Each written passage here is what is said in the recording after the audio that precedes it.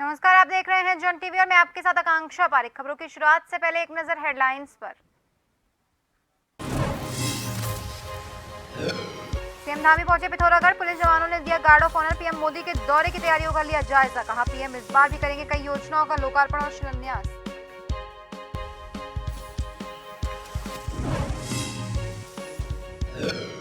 उत्तराखंड कांग्रेस का बड़ा ऐलान, सरकार बनने पर बिहार की तर्ज पर प्रदेश में कराई जाएगी जातीय जनगणना। बीजेपी ने कांग्रेस पर कसा तंज, कहा कांग्रेस ने की है बंटवारे की राजनीति।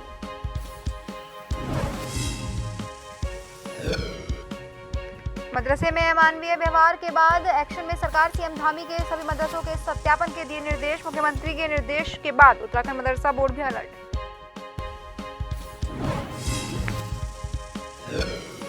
हेमकुंड साहिब यात्रा में पुलिस की तत्परता से टला बड़ा हादसा, पाकिस्तानी तीर्थयात्रियों का वाहन अनियंत्रित होकर बिजली के तारों में फंसा, पुलिस ने सभी को सुरक्षित बचाया।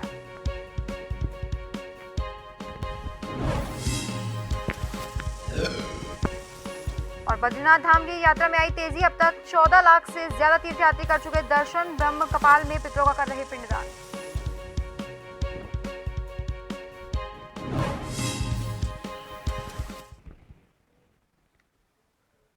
और अब खबरें विस्तार से। उत्तराखंड के मुख्यमंत्री पुष्कर सिंह धामी हेलीकॉप्टर से पिथौरागढ़ पहुंचे। इस दौरान पुलिस जवानों ने गार्ड ऑफ ऑनर दिया। इसके बाद मुख्यमंत्री ने नैनी सैनी एयरपोर्ट से लेकर स्पोर्ट्स स्टेडियम स्थित सभा स्थल का निरीक्षण किया। प्रधानमंत्री के स्वागत की तैयारियों को लेकर चल रही व्यवस्थाओं का जायजा लिया। इस दौरान जिला अधिकारी रीना जोशी सहित अन्य अधिकारी मौजूद थे। इस मौके पर मुख्यमंत्री धामी ने कहा कि पीएम के दौरे से पिथौरागढ़ को बड़ी पहचान मिलेगी। इसके बाद सीएम ने स्पोर्ट्स स्टेडियम पहुंचकर व्यवस्थाओं का जायजा लिया। यहां से घंटाकरण स्थित पार्टी कार्यालय पहुंचकर मुख्यमंत्री ने पार्टी कार्यकर्ताओं के साथ बैठक की। बैठक में उन्होंने कार्यकर्ताओं को जरूरी दिशा निर्देश दिए।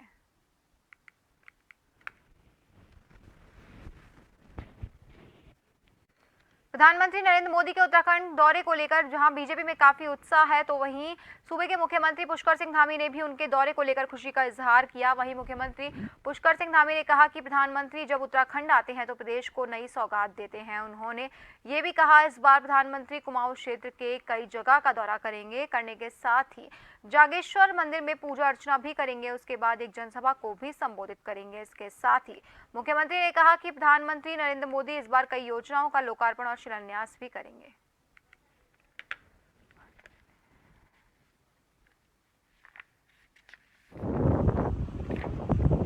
माननीय प्रधानमंत्री जी का शुभागमन होना है और जहां आदि कैलाश, पार्वती कुंड, गुंजी और जागेश्वर धाम और उसके पश्चात पिथौरागढ़ में वो जनसभा को संबोधित करेंगे।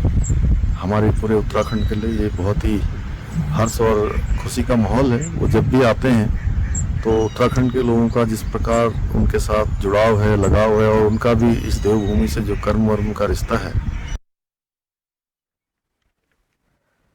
केंद्रीय रक्षा राज्य मंत्री अजय भट्ट ने जागेश्वर पहुंचकर प्रधानमंत्री नरेंद्र मोदी के 12 अक्टूबर को प्रस्तावित दौरे को लेकर चल रही तैयारियों का निरीक्षण किया।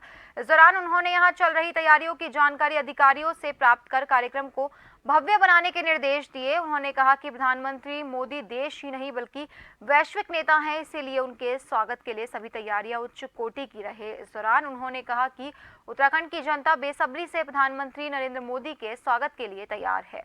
उनके आने को लेकर बच्चों, बूढ़ों, महिलाओं और नौजवानों में भारी उत्साह देखने को मिल रहा है।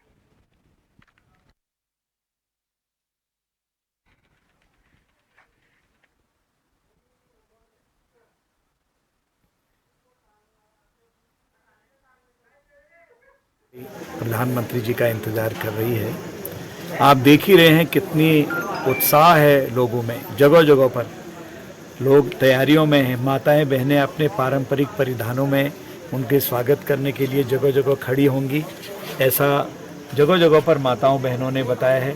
कार्यकर्ताओं में उत्साह है, जनता में उत्साह है, युवकों में उत्साह है, सारे लोगों में। प्रधानमंत्री नरेंद्र मोदी के सीमांत जनपद आगमन को लेकर प्रदेश के कैबिनेट मंत्री गणेश जोशी ने पिथौरागढ़ के कलेक्ट्रेट सभागार में समीक्षा बैठक की। मंत्री गणेश जोशी ने प्रधानमंत्री नरेंद्र मोदी के प्रस्तावित जनसभा स्थल पर हो रही सभी तैयारियों के संबंध में आवश्यक दिशा निर्देश दिए। उन्होंने प्रवेश द्वार, पंडाल स्थल, टेंट, पेयजल, शौचालय आदि व्यवस्थाओं के बारे में जानकारी ली। मंत्री गणेश जोशी ने सभी संबंधित अधिकारियों को निर्देश दिए कि सभी व्यवस्थाएं समय पर पूरी कर ली जाएं और तैयारियों में किसी प्रकार की त्रुटि न रहे। उन्होंने वाहनों को समय से कार्यक्रम स्थल पहुंचने के लिए परिवहन विभाग को निर्देश दिए। उन्होंने कहा कि पेयजल की पूर्ण तैयारी कर ली जाए।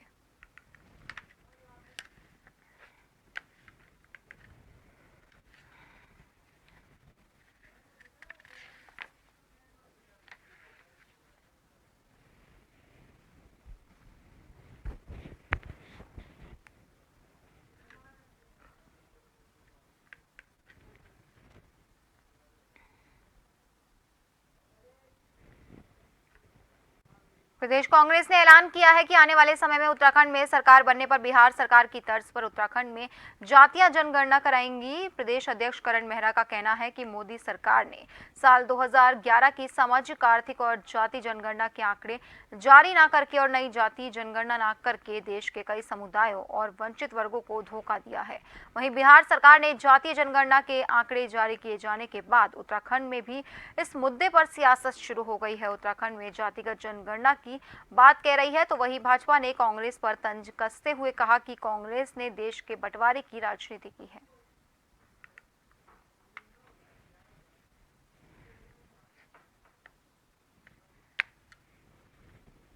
समस्त कांग्रेस पार्टी चाहती है कि जिसकी जितनी आबादी है उसकी उतनी हिस्सेदारी, उसकी उतनी भागीदारी होनी चाहिए।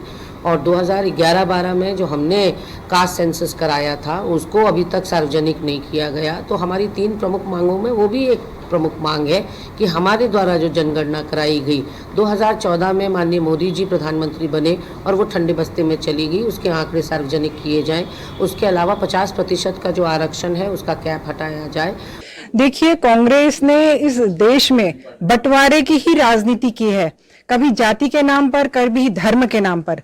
उनका सिर्फ एक ही है, फूट डालो और राजनीति करो।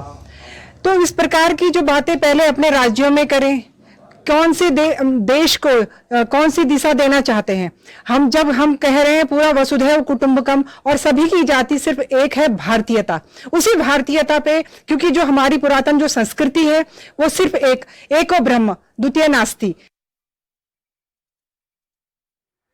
नैनीताल शहर में समीपवर्ती भीरवट्टी के अवैध मदरसे में अमानवीय व्यवहार होने के बाद मुख्यमंत्री पुष्कर सिंह धामी ने सभी मदरसों के सत्यापन के लिए निर्देश दिए हैं, जिसके बाद मुख्य सचिव राधा रतूड़ी ने सभी जिलाधिकारी को सत्यापन करने के आदेश दिए। वहीं मुख्यमंत्री पुष्कर सिंह धामी के निर्देश के बाद उत्तराखंड मदरसा बोर्ड भी अलर्ट हो गया। उत्तराखंड मदरसा बोर्ड के मुफ्ती शमून काजमी ने नैनीताल के मदरसे पर जांच करके सख्त कार्रवाई करने की बात कही है। उन्होंने कहा, सीएम धामी के दिए गए दिशा निर्देश के मुताबिक मदरसा बोर्ड मदरसों की पंजीकरण, सत्यापन, मॉडिफिकेशन, साफ सफाई, शिक्षा की गुणवत्ता को बढ़ने के लिए अग्रसर हो रहा है।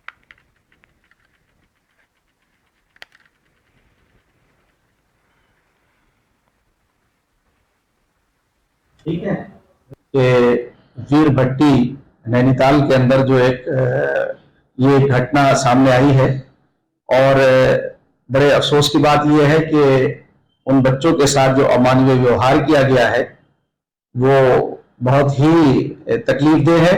और माननीय मुख्यमंत्री जी ने, क्योंकि वो एक मानव प्रेमी भी हैं और इस उत्तराखंड राज्य को वो एक आदर्श राज्य बनाना चाहते हैं, यानी ऐसा अमानवीय व्यवहार बच्चों के साथ होना ये बहुत ही अफसोस की बात है, निंदनीय है। सिखों के पवित्र धाम हेमकुंड साहिब की यात्रा में पाकिस्तान से तीर्थयात्रियों की संगत जो गोविंद घाट गुरुद्वारे की ओर आ रहा था, वहीं तेज ढलान होने की वजह से वाहन अचानक अनियंत्रित होकर सड़क के किनारे आगे की तरफ हैवी बिजली लाइन की तारों के साथ लटक गया, जिसमें 15 महिला और पुरुष और बच्चे सवार थे। इसकी सूचना गोविंद घाट थाने को मिली तो पुलिस फोर्स सहित थाना अध्यक्ष नरेंद्र सिंह तत्काल घटनास्थल पर पहुंचे। वहीं बस में सवार यात्रियों को सभी के जान माल की हिफाजत कर वाहनों को 2 मशीनों की सहायता से सुरक्षित सड़क पर लाया गया। आपको बता दें कि चमोली पुलिस द्वारा किए गए कार्य के लिए गुरुद्वारा ट्रस्ट और पाकिस्तान संगत ने पुलिस की भूरी भूरी प्रशंसा की।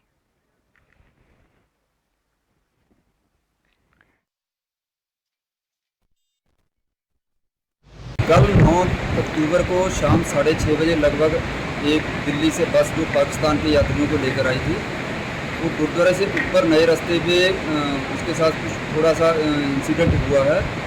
लगभग सारे यात्री बस में से उतर चुके थे। ड्राइवर ब्रेक लगाने थोड़ा भूल गया और उसी के साथ जो बस है नीचे लुढ़क गई और उससे हाई टेंशन जो वोल्टेज 11,000 kV वोल्टेज जा रही है, उसको भी थोड़ा नुकसान हुआ है।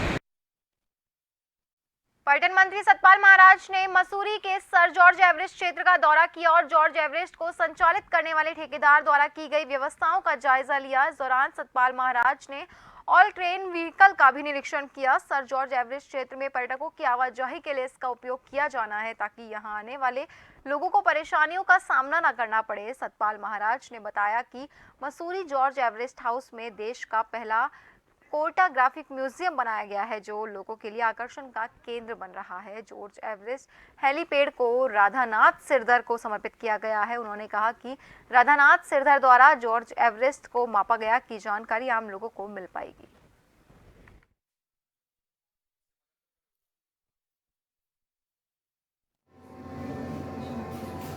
हम ये देख रहे हैं कि यहाँ पर ये जो भवन बना है ये भारत के अंदर पहला कार्टोग्राफिक म्यूजियम बना है और यहाँ पर क्योंकि सर्वे जनरल का हेडक्वार्टर्स थे तो उन्होंने क्या क्या देश के अंदर किया है, कैसे कैसे देश के अंदर माउंट एवरेस्ट की ऊंचाई को नापा है, ये सब देखने को मिल रहा है।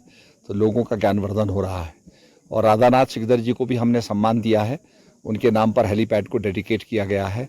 तो वही एक ऐसे व्यक्ति थे जिन्होंने पूरी एवरेस्ट के ऊंचाई को नापा और मैं समझता हूँ कि इससे हमारे आने वाली पीढ़ी समझेगी कि भारत में क्या काम किया गया है। ब्रिटेन के बाद हिंदुस्तान दूसरा देश था जहाँ पर फिजिकली जंजीरों को लेकर के इसको नापा गया और आप कल्पना कीजिए कि कैप कमरन से लेकर के चेन्नई से लेकर के और यहाँ तक जंजीरों से नापा गया, किस प्रकार का टेरेन था, जंगली जानवर, हाथी, बिच्छू, सांप, उन सब के बीच में से गुजरते हुए उन्होंने ये काम किया। तो आज निश्चित रूप में हमारे अंदर श्रद्धा पैदा होती है और उन व्यक्तियों के प्रति जिन्होंने इस काम को संपन्न किया। और फिलहाल के लिए खबरों में रुकेंगे एक छोटे से ब्रेक के लिए, जल्द हाजिर होंगे, बने रहिए जन टीवी के साथ।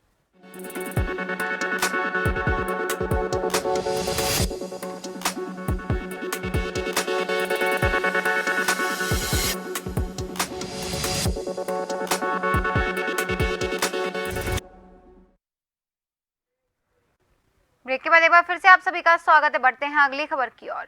आजादी का अमृत महोत्सव के तहत मेरी माटी मेरा देश कलश यात्रा को लेकर रुड़की ब्लॉक में एक कार्यक्रम का आयोजन किया गया जिसमें सांसद रमेश पोखरियाल निशंक ने शिरकत की। कार्यक्रम में रुड़की ब्लॉक के 45 ग्राम सभाओं से माटी कलश यात्रा पहुंची थी। वहीं इस दौरान देश की आजादी में बलिदान देने वाले शहीदों को भी याद किया गया। निशंक ने कहा कि 1857 की क्रांति से पहले 1822 में हरिद्वार के कुंजा बहादुरपुर गांव आजादी का बिगुल बच चुका था जिसमें 152 के जवानों को रुड़की के वटवृक्ष पर फांसी दी गई थी। उन्होंने कहा कि शहीदों के नाम की मिट्टी दिल्ली जाएगी और वहां अमृत वाटिका बनेगी जो कि एक अद्भुत होगा। इनमें हरिद्वार रुड़की ब्लॉक की मिट्टी शामिल होगी।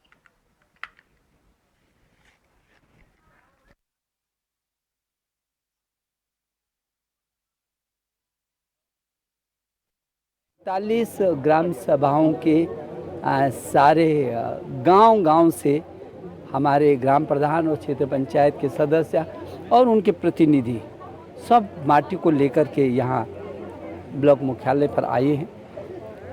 पूरे देश के अंदर ये वातावरण चल रहा है।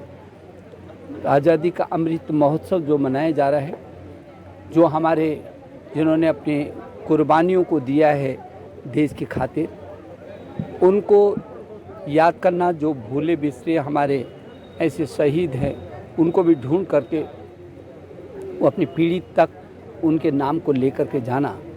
और हम तो सौभाग्यशाली हैं कि हमारा जो ये हरिद्वार ज़िला है, ये तो जब 1857 की क्रांति से भी पहले 1822 में राजा विजय सिंह जी ने और उनके जो सेनापति थे कल्याण सिंह जी। नगर निगम 5 साल बाद मलिन बस्तियों से हाउस टैक्स वसूलने जा रहा है। इसमें शहर की 129 बस्तियों के कुल 40,000 घरों को शामिल किया गया है। मेयर सुनील उनियाल गामा का कहना है कि मलिन बस्तियों में भवन कर जमा कराने के लिए शिविर लगेंगे। इसके साथ ही निगम कार्यालय में भी जमा कराया जा सकता है। टैक्स में दो चीज़ है, एक तो कुछ बस्तियों में 2014 से टैक्स नहीं लिए गए, कुछ बस्तियों में 2016 से नहीं लिए गए। ऐसे में अगर वो टैक्स जो है एक साथ उनसे लेंगे तो उन पर ब्याज भी बहुत लगेगा। इसलिए बोर्ड ने निर्णय किया था कि हम इस टैक्स को जो है एक वित्तीय वर्ष का जो है हम उनसे टैक्स लेंगे, तो एक साल का ही हम उनसे टैक्स ले लें ताकि उन पे जो है वित्तीय भार भी ना पड़े और वो अपना टैक्स जो है जमा कर सकें। टैक्स में दो चीज़ है। हल्द्वानी में भारतीय जनता युवा मोर्चा के प्रदेश अध्यक्ष शशांक रावत ने बताया कि ड्रग फ्री उत्तराखंड के संकल्प को लेकर युवा मोर्चा द्वारा आगामी 15 अक्टूबर से प्रदेश भर में खेल महाकुंभ का आयोजन किया जा रहा है। प्रत्येक विधानसभा में होने वाले इन कार्यक्रमों में 2 खेल एक विधानसभा में होंगे। साथ ही प्रदेश भर में इन कार्यक्रमों का आयोजन किया जाएगा और युवा मोर्चा के प्रदेश पदाधिकारियों को प्रत्येक जिले में प्रभारी बनाया जाएगा। शशांक रावत ने बताया कि मुख्यमंत्री पुष्कर सिंह धामी के नशा मुक्ति उत्तराखंड अभियान को बल देने के लिए युवा मोर्चा द्वारा ये कार्यक्रम किए जा रहे हैं।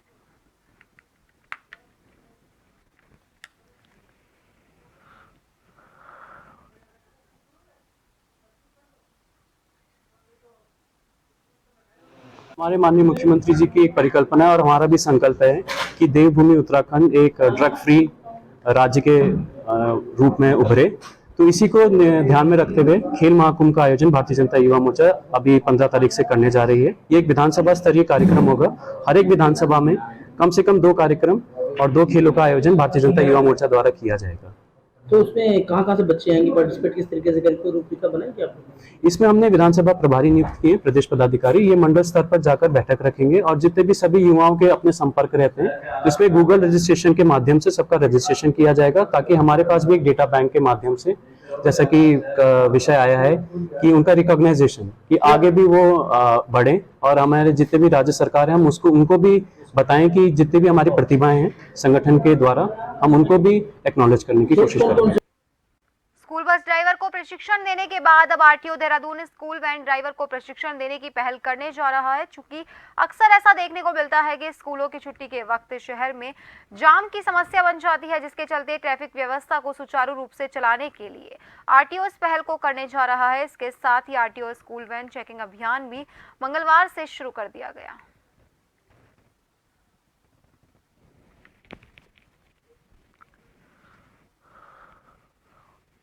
तो सबसे पहले तो देहरादून में हमारे यहाँ 2 तरह के वाहन स्कूल से संबंधित हैं। पहले स्कूल बसेस जो स्कूल के नाम पर है, इसके अलावा छोटी वैन्स हैं जिनकी संख्या लगभग 500 से 550 है, जिनके माध्यम से बच्चे जाते हैं। आरटीओ के माध्यम से हम लोग सबसे पहले वाहनों का वेरिफिकेशन कर रहे हैं और उनको एक परेड ग्राउंड पर बुलाया जाएगा। ये प्रोग्राम चलेगा मंगलवार से, जो 3 बजे से लेकर 6 बजे तक इन वाहनों का वेरिफिकेशन होगा।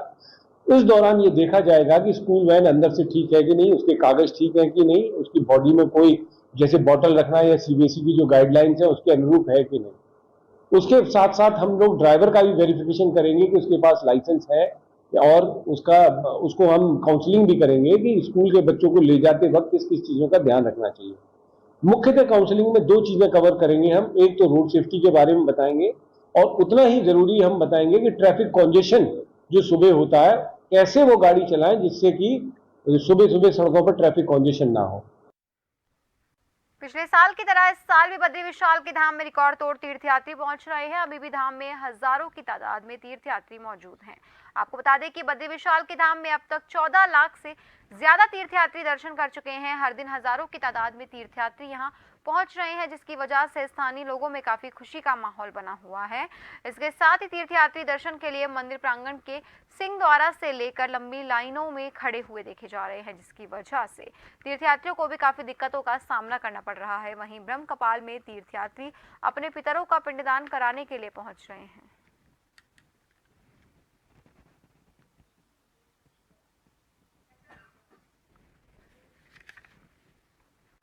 और अब आखिर में एक नजर हेडलाइंस पर।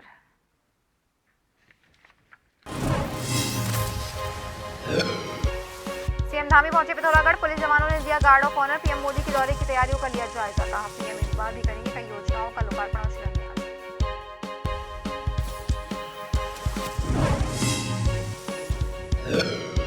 उत्तराखंड कांग्रेस का बड़ा ऐलान, सरकार बनने पर बिहार की तर्ज पर प्रदेश में कराई जाएगी जातीय जनगणना। बीजेपी ने कांग्रेस पर कसा तंज, कहा कांग्रेस ने की है देश के बंटवारे की राजनीति।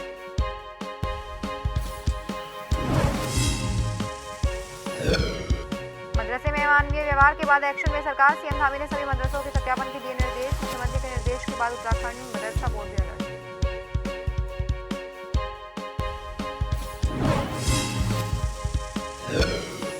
हेमकुंड साहिब यात्रा में पुलिस की तत्परता से टला बड़ा हादसा। पाकिस्तानी तीर्थयात्रियों का वाहन अनियंत्रित होकर बिजली के तारों में फंसा, पुलिस ने सभी को सुरक्षित बचाया।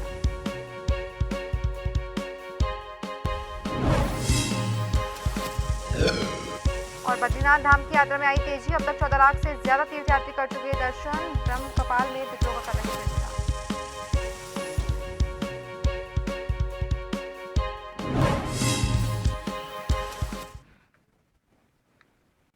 और फिलहाल के लिए खबरों में बस इतना ही। बने रहिए जन टीवी के साथ। नमस्कार।